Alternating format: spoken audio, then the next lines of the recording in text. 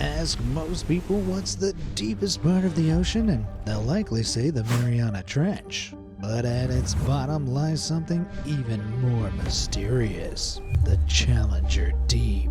The deepest, darkest place in the ocean, over 7 miles down, where the immense pressure could crush a submarine like a soda can. But what secrets lurk in that pitch-black pit? Government cover-ups? Massive marine monsters? And why is NASA suddenly exploring these dark depths? Well, gear up as we're about to dive into the mysteries of the Challenger Deep and uncover what chilling secrets are hiding there. At the start of the 1800s, the existence of life in the deep sea was a hotly contested area of debate. The French naturalist François Perron believed the seabed was permanently covered in ice, while British naturalist Edward Forbes suggested the immense water pressure below 2,000 feet made life impossible. But those misconceptions were completely proven wrong in 1872. In December of that year, the HMS Challenger, a Pearl-class corvette, departed from England. Under the command of Captain George Strong Nares, the ship's aim was simple: to explore the deep sea. Over 3.5 years, the Challenger sailed nearly 70,000 nautical miles across the Pacific, Atlantic, and Southern Oceans, and even traversed the Antarctic Circle. Of course, they weren't just there for sightseeing. During the voyage, the expedition carried out oceanographic experiments at 504 stations, observing currents, water temperatures, and ocean conditions. What's more, the crew plumbed the depths every 140 miles using some 180 miles of rope and hundreds of pounds of lead weight. For reference, that's enough line of rope to reach from New York City to Philadelphia and then back again. It was tedious, back-breaking work, but at the time it was the only way to measure the depth of the ocean floor. On March 23, 1875, the HMS Challenger stopped in the middle of the Pacific Ocean, southwest of the Mariana Islands, to conduct a routine depth sounding.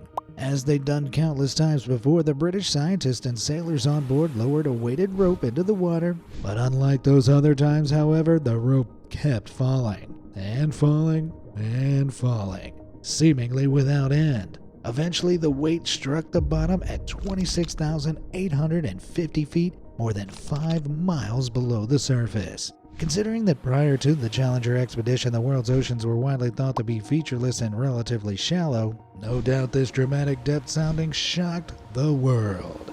The Challenger expedition marked the birth of modern oceanography and provided the first rudimentary map of the ocean floor.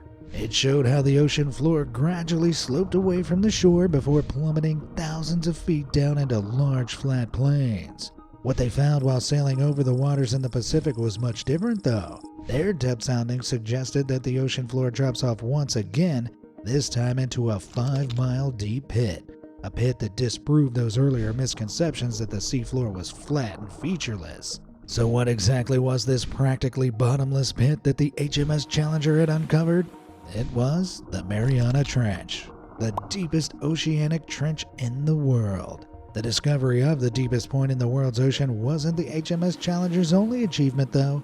A summary report of the expedition records that the crew dredged deposits from these depths, hauling up samples of Nacellaria and Spumularia, two subgroups of single-celled marine organisms that produce intricate silica skeletons. Incredibly, the HMS Challenger proved that the ocean wasn't just flat and featureless and dropped to seemingly impossible depths. The expedition even showed that life could exist there. No doubt the HMS Challenger's expedition increased the intrigue in the deep sea and the Mariana Trench, but it'd take another 75 years before this place was in the spotlight again. In 1951, the 1,140-ton British survey vessel named HMS Challenger II, yes really, embarked on a 3-year expedition to investigate the extreme depths of the Pacific Ocean. They surveyed the Mariana Trench using lots and lots of taut wire as well as 140 pounds of scrap iron. After waiting for some 90 minutes, the scrap iron finally fell to the ocean floor, documenting a staggering depth of 35,394 feet, or 6.7 miles, setting a new depth record. A few months later, the Challenger II came back to that same spot, This time they'd gained the assistance of the Royal New Zealand Dockyard, who managed to use an echo sounder to get a better understanding of what exactly they were dealing with down there. Echo sounding measures depth by emitting sound waves or sonar pulses down through the water. The pulses bounce off solid objects and are reflected back to a detector. By measuring the time it takes for the sound waves to travel to the seabed and return to the surface, scientists realized they could build an accurate picture of the world below the surface. Using this newly improved echo sounding system, they surveyed the Mariana Trench, and what they discovered shocked them. The findings revealed a considerable area of a depth greater than 35,400 feet. This would be what became known as the Challenger Deep, the deepest natural point on Earth, located at the very bottom of the Mariana Trench. If you're struggling to fathom just how deep the Challenger Deep is, let me break it down for you. The ocean is made up of 5 main zones. The sunlight zone between 0 and 650 feet is the topmost layer of the ocean, where sunlight is abundant. This is the place where you'll find marine life. Between 650 and just over 3,000 feet is the twilight zone. Instead of vampires and werewolves, you'll come across creatures like giant squid and sperm whales that thrive in the dim light. Then things start to get serious with the midnight zone between 3,280 and 13,000 feet, which, as the name suggests, is pitch black.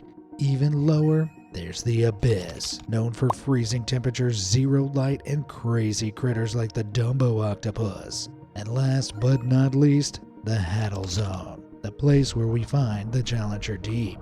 This zone occurs only in trenches starting at nearly 20,000 feet, going all the way down to the darkest depths of the Challenger Deep at over 36,000 feet below the surface. Sounds pretty deep, right? In fact, it's so far down, if you placed Mount Everest at the bottom of the Challenger Deep, the mountain's peak would still be more than a mile below the water's surface. Let's take another example. The Grand Canyon, known for its leg-trembling depth over 6,000 feet down, is more than 5 times shallower than the Challenger Deep. Man, thank God this place is submerged in water, otherwise that'd be a long fall down. Hypothetically, if you were to swim straight down from the water's surface to the Challenger Deep, it'd take around 4 hours. But I don't think there's much chance you'd make it down to the bottom anyway. You see, the water pressure at the Challenger Deep is crushing. Literally. The deeper you go, the more pressure increases due to the massive weight of the water above. So by the time you reach extreme depths like the Challenger Deep, there's over 36,000 feet of water on top. As a result, the pressure here is over 1,000 times greater than at sea level, reaching around 16,000 psi, or pounds per square inch. To break this down, that's equivalent to having 100 elephants standing on a single square inch of space. Yeah, let's just say if a human were to experience that pressure, they'd be crushed down into a puff of dust in an instant. In fact, this crazy pressure is so intense that it can even crush most submarines like a soda can in a split second too, unless they're built with specialized materials like titanium or composite hulls. More on that later. But the pressure isn't the only nightmarish aspect of the Challenger Deep. Given this place is 36,000 feet away from the surface, there's no chance you're going to get any sunlight down here. Nope, the Challenger Deep is perpetually in pitch black darkness. Despite the crushing pressure and total darkness of the Haddle Zone, life somehow exists here. In fact, it even thrives in truly mind-boggling ways. Take the Mariana snailfish. These critters are currently the deepest living fish ever recorded, living at a depth of around 27,000 feet, around halfway down the Haddle Zone. To survive the insane pressure down there, their bodies are soft and jelly-like with flexible bones that don't get crushed. While fish in shallow waters use a gas bladder to float, these would compress in the deep sea, so snailfish don't even have this organ. Instead, they remain buoyant with fewer or smaller bones, more cartilage, and smaller structures like fins, making them somewhat eel-like. When it comes to dinner, Mariana snailfish feed on small crustaceans. With very limited sight in the pitch-black dark, they hunt using suction feeding, quickly opening their mouth to suck in their prey like an underwater vacuum. But if you thought those guys were weird, catch a sight of this. Yep, nightmare fuel confirmed. You're looking at a magna penna squid, thought to be the deepest occurring squid in the world, with sightings deeper than 20,000 feet. That makes this the only squid known to inhabit the Hadal Zone. Yet these critters are incredibly rare to spot, meaning little is known about how these squids survive in such testing conditions.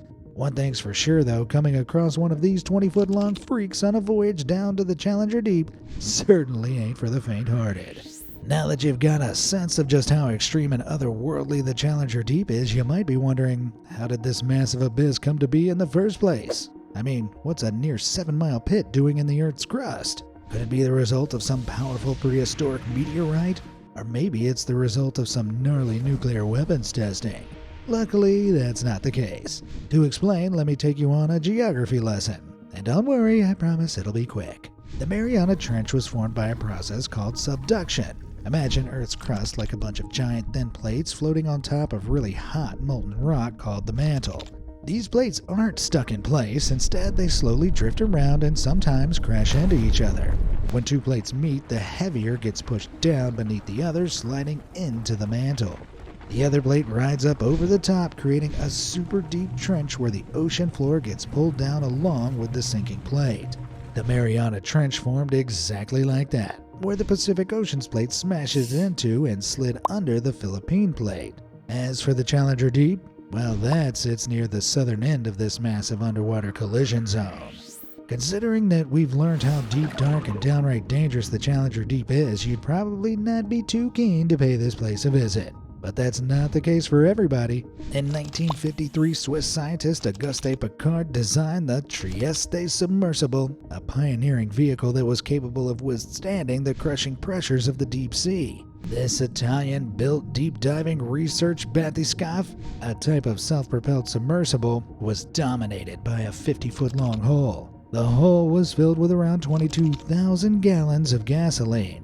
It may sound strange, but gasoline is virtually incompressible, making it ideal for maintaining buoyancy under pressure. Slung underneath the hull was a tiny cramped 6-foot spherical cabin with 5-inch thick steel walls to protect those inside from the immense deep-sea pressure. After 7 long years of perfecting the design, the Trieste was finally ready to attempt the daunting 7-mile dive down to the Challenger Deep in 1960. The commanders of this perilous task were Swiss oceanographer Jacques Piccard, son of Auguste, as well as the U.S. Navy lieutenant and deep-sea explorer Don Walsh. Let's just hope they were on good terms, as the two men would spend the next 9 hours squeezed together in that cozy spherical cabin. Traveling down at around 2 miles per hour, they were surrounded by total darkness within just 10 minutes. The only illumination coming from the submersible's powerful lights. But that wasn't the end of it. As they dropped lower and the sunlight vanished, the temperature dropped too, plummeting down as low as 45 degrees Fahrenheit. To keep warm, the pair used heated canisters while they snacked on no less than 15 chocolate bars in an attempt to keep spirits high. Yep, everything appeared to be going to plan, but did you really think a dive to the deepest place on Earth would be so easy? As they neared the Challenger Deep at a depth of around 30,000 feet, they heard something that sent shivers down their spine. A loud noise. But it wasn't some deep-sea cryptid or an underwater earthquake. Instead, the noise was the result of a crack in the outer plexiglass window pane, shaking the entire vessel. Jeez. No doubt both men suspected the worst, but much to their amazement, the Trieste didn't crush like a soda can. Phew. The only problem was that the one thing between the men and instant mortality was a single layer of plexiglass. By some miracle, the inner pane remained watertight, allowing Walsh and Piccard to continue their venture downwards. And after a tense, cold, claustrophobic 4 hours and 47 minutes, the Trieste finally reached its destination, the Challenger Deep, with Piccard and Walsh becoming the first humans to do so. Being the first people to set eyes on this place, the pair were no doubt eager to explore. However, due to the cracked plexiglass window, they agreed to only stay at the ocean's bottom for 20 minutes. Still, the crew wasted no time as they watched in amazement out of their small cabin. They reported observing some type of foot-long flatfish and shrimp before making the 3-hour ascent back to the surface. Though some scientists now believe the flatfish was more likely a sea cucumber, as fish are unlikely to survive in the Challenger Deep due to the immense pressure here. Today, the deepest observed fish is actually the Mariana snailfish. Remember him? But as we've seen, even these fishy friends are seen at a depth of 27,000 feet, more than 9,000 feet shallower than the Challenger Deep. Still, Walsh and Picard's observations of the supposed snailfish and shrimp provided more proof that life could somehow exist at these extreme depths. Despite the success of the Trieste expedition, it'd be more than 30 years until the next visit to the Challenger Deep, and this time no humans were even involved. And no, I'm not talking about an alien excursion. Between 1995 and 1998, the Kaiko, a Japanese-made unmanned remotely operated vehicle, or ROV, visited the Challenger Deep multiple times. While no humans were on board the vessel, it was the first expedition to sample the trench for mud and sediment and record footage of the area. Following multiple journeys, the video camera on the Kaiko spotted a sea cucumber, scale worm, as well as a multi-legged worm-like predator around an inch long, while collected samples revealed the presence of a 2-inch long amphipod crustacean known as Hirondelia gigas. Who would have thought the Challenger Deep was such a bustling hotspot for all kinds of crazy deep-sea life? The next deep dive down to the depths did involve a human, and a very famous one at that. None other than director of the Titanic, James Cameron. It might sound strange, but Cameron is actually one of the world's most accomplished deep-sea explorers. As a youngster, he looked on in amazement while watching documentaries by the sea explorer Jacques Cousteau. He began scuba diving at age 17, which only increased his love of ocean exploration. That love for the deep blue grew even further when he became a director. His 1989 film The Abyss was set in the ocean, while Cameron even said that part of the reason he wanted to make Titanic was to explore the wreck. In total, Cameron has made some 33 dives to the Titanic wreckage over the years. Yep, this guy is something of a deep-sea expert, to say the least. But his most daring underwater mission came back in 2012 when he piloted the Deep-Sea Challenger, a 24-foot submersible designed to reach the bottom of the Challenger Deep. The vessel was made from a special material called syntactic foam, a lightweight, durable composite material that provided buoyancy while also resisting compression under the extreme pressure at such depths. The submersible also featured a pilot sphere just about large enough for one occupant. This sphere where Cameron was stationed was strengthened with 2.5-inch thick steel walls designed to handle some 16,500 pounds per square inch of pressure, just enough to cope with the conditions of the Challenger Deep. After a 2.5-hour descent down, the bright yellow submersible finally reached its destination. Unlike the Trieste, which only spent 20 minutes on the ocean floor and had no research or camera equipment, the Deep-Sea Challenger was designed as a science platform and was able to remain at the bottom of the Mariana Trench for 3 hours to explore. This allowed Cameron to take samples using a hydraulic arm and capture the first ever high-resolution images of the trench. Despite the longer stay, when he emerged, Cameron described the view as bleak and claimed the Challenger Deep looked like the moon. But scientists who examined the footage and samples that Cameron provided were more than thrilled with what they uncovered. A gray crayon-sized holothurian, or sea cucumber, was captured on camera at nearly 7 miles down, while a sample collected led to the identification of a small molecule present in amphipods, a type of crustacean. These molecules could well inhibit the accumulation of amyloid plaques on the brain, which are a hallmark of Alzheimer's disease. Man, whoever knew such a desolate place could hold the key to groundbreaking medical discoveries. Fair to say James Cameron's findings in the Challenger Deep were pretty Titanic. Alright, I'll see myself out.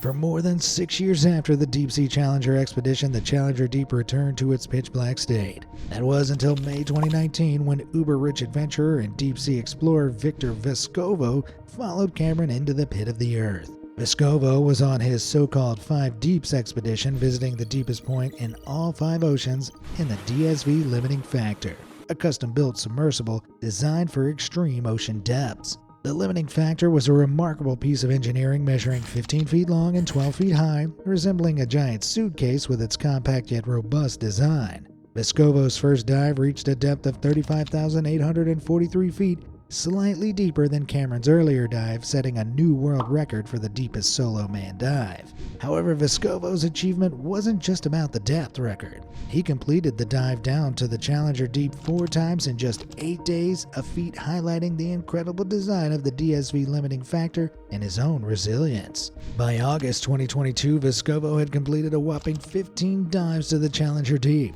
During these historic missions, Vescovo encountered eerie yet beautiful deep-sea life. But among the marvels, there was a gut-punch discovery. A plastic bag and candy wrappers lying on the seafloor nearly 7 miles beneath the surface. Yep, humanity's garbage has officially hit rock bottom. Literally. This discovery, though shocking, highlighted the extent of plastic pollution and its pervasive reach, even to the most remote regions of the planet. Vescovo's find shed light on the global plastic pollution crisis, which has seen an estimated 220 million tons of plastic dumped into the world's oceans. For reference, that's around 40 times the weight of the Great Pyramid of Giza. Yikes. Even worse, microplastics, which are extremely small pieces of plastic debris, tend to contaminate the deepest part of the world's oceans as they gradually sink down to the depths.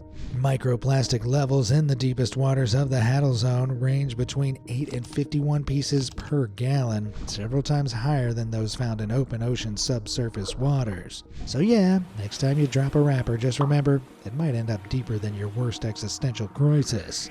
The extreme depths and inaccessibility of the Mariana Trench and Challenger Deep have also led to a whole host of conspiracy theories surrounding this desolate destination. Some tinfoil hat wearers out there have suggested that the Challenger Deep could be the site of a secret government research facility, or perhaps a base where they can test out the most destructive weapons known to man. As we've already seen, being 36,000 feet beneath the Pacific Ocean's surface makes it incredibly hard to reach the Challenger Deep. More importantly, the insane 1600 psi of pressure makes it extremely difficult for any submersible to actually get down there. As a result, it's highly unlikely any civilians will ever reach this place, making it a prime candidate for some sinister secret operations. This idea mirrors the infamous Area 51, a highly classified U.S. military installation that's been shrouded in secrecy and speculation about extraterrestrial research. Hidden deep in the Nevada desert and under 24-hour security surveillance, Area 51 is strictly off limits for any curious souls.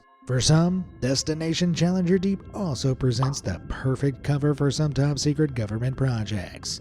Even still, though, the extreme depths of the Challenger Deep provide a perfect cover for secrecy, the immense technical challenges of reaching it make it a highly impractical location for a research facility. I mean, even the most advanced submersibles, like the ones used by James Cameron or Victor Vescovo, can only stay down for a limited time due to the crushing pressure and extreme conditions of the Challenger Deep. So building and maintaining any kind of facility down there would be downright impossible, even with the very best present-day technology at the fingertips of powerful governments around the world. If secret government bases don't have your nerves jangling, perhaps this next proposal will. Some theorists argue that the Challenger Deep could be home to some undiscovered species, or perhaps even ones that were previously thought extinct but have survived for millions of years without human interference. In 2018, the movie The Meg introduced the idea of a giant megalodon shark haunting the depths of the Mariana Trench. I know, it's not like the Meg is at the pinnacle of scientific research, but the concept is still intriguing.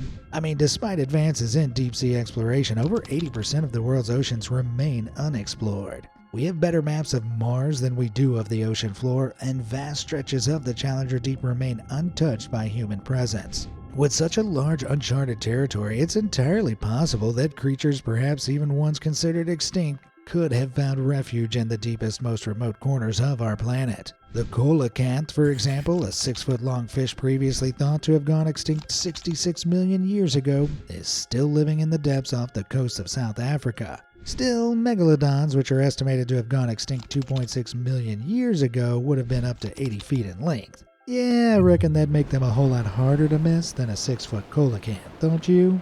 On top of that, the megalodon is likely to have been a coastal predator thriving in shallow, warmer waters where large prey like whales and seals were abundant. As we've already seen, the Mariana Trench and the Challenger Deep are located in extreme depths where sunlight doesn't reach and the temperature is near freezing. The megalodon, being a warm-blooded shark, requires the warmer, nutrient-rich waters found closer to shore, making that particular theory a no-go. Saying that, I wouldn't rule out the possibility of there being no marine monsters down in those dark depths just yet. You see, back in 1997, researchers from the National Oceanic and Atmospheric Administration, or NOAA, were listening for volcanic activity in the southern Pacific, not too far away from where the Challenger Deep lies. They placed underwater microphones across the ocean to listen for any underwater volcanic activity. Though they didn't pick up any eruptions, they did end up hearing something that sent shivers down their spines. It may not sound so sinister to you and me, but the noise was so loud it was picked up on microphones 2,000 miles apart. What's more chilling is that NOAA's Christopher Fox suggested the sound was likely from an animal. You see, it contained a rapid variation in frequency, something that's characteristic of marine animal sounds. One such critter is the blue whale, the largest creature living on the planet today. When blue whales make similar vocalizations, they can be heard up to 1,000 miles away, with their calls reaching 188 decibels, louder than a rocket launch. Though that's a frightful enough fact on its own, bear in mind that the bloop sound was heard 2,000 miles away. That means its call was likely twice as loud as a blue whale, suggesting some supersized creature is living down in the depths of the Mariana Trench. Haha, I'm already picturing it now. A jumbo jet-sized marine monster with some ginormous gnashers that make a submarine look as small as a pencil tip. But before you let your heart rate get too high, hear this. Fortunately, there are some major doubts over the bloop's existence. Today, most respectable scientists believe that the bloop noise wasn't some Challenger Deep colossal killer, but actually the sound of an ice quake. This is a common occurrence in the Southern Ocean that's caused by the cracking and melting of sea ice off glaciers into the ocean. And if that still wasn't enough evidence against the bloop, the audio that's often associated with it is played back at 16 times the normal speed, giving it the effect of an animal vocalization, rather than an ice quake.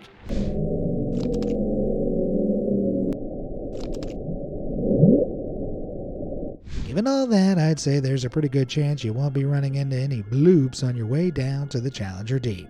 And breathe. But secret government labs and deep-sea monsters aren't the only wild theories swirling around the Mariana Trench and Challenger Deep. The internet has also been buzzing with conspiracy theories about NASA's supposed ties to deep-sea exploration. Some claim NASA was originally founded to explore Earth's oceans, but abruptly dropped the idea in 1978, shifting focus to space exploration because they discovered something terrifying beneath the waves. Man, sounds like their submersible picked up something those scientists really didn't want to see. The theory goes that NASA aren't just exploring space, they're trying to get us off this planet before whatever's down there comes up to visit. Of course, this dramatic narrative is pure fiction. However, it is true that NASA do hold a keen interest in exploring the deep sea. So why? I mean, being a space agency, shouldn't these guys be more focused on what's above the Earth's atmosphere, not what's below the world's waves? Well, in fact, NASA's interest in the deep ocean is driven by the desire to better understand life in extreme environments. The deep sea is one of the harshest environments on Earth, with high pressure, freezing temperatures, and complete darkness. Studying how life survives and thrives in these conditions will help scientists better understand how organisms can survive on other planets or moons with similarly harsh environments. Take Jupiter's moon, Europa, for example. Below the icy surface of Europa lies a saltwater ocean that's thought to be up to 100 miles deep and contains twice as much water as all of the Earth's oceans combined. Yeah, really. Sunlight doesn't penetrate below Europa's icy surface, while the pressure in the deep depths of Europa's water is comparable to those found in Earth's Hadal Zone. If life can survive the crushing darkness and extreme cold of our ocean's trenches, maybe it could exist in Europa's alien seas too. It's for that reason why NASA funds missions and research to explore the Earth's deep ocean environments. They're a testing ground for understanding life's resilience and where to look for it beyond Earth. But NASA's interest in the deep sea goes beyond just studying extreme life. These dark, isolated, and cramped underwater environments make perfect testing grounds for space missions. The challenges astronauts face on long missions, things like tight spaces, limited resources, and harsh conditions, sound pretty familiar to what we've heard happen in deep-sea submersibles, don't they?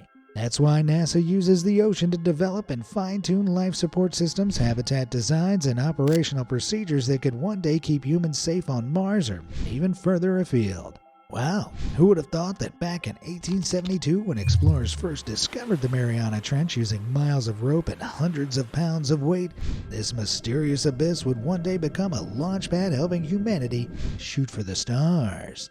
And if you're enjoying our dive so far, why not consider taking back a souvenir? And don't worry, it won't be wet.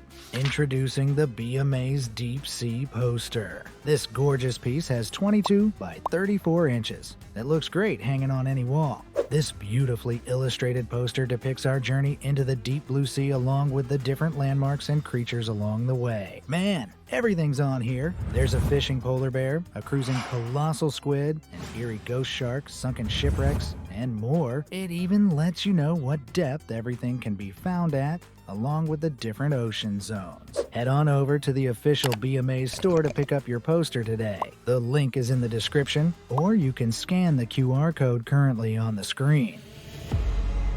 Alright, that's a wrap on today's deep dive. So what do you reckon about the Challenger Deep? Would you dare to take the plunge down there? Let me know in the comments below, and thanks for watching.